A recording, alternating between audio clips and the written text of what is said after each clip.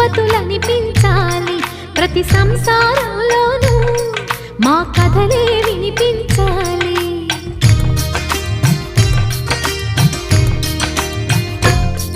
ఆ సిరిని శ్రీహరిని మా జతలో చూపించాలి. శ్రీకాంతుల కొలువంటే మా కాపురం అనిపించాలి. మా ముంగిలిలోన పున్నమి పూల వెన్నెల విరియాలి.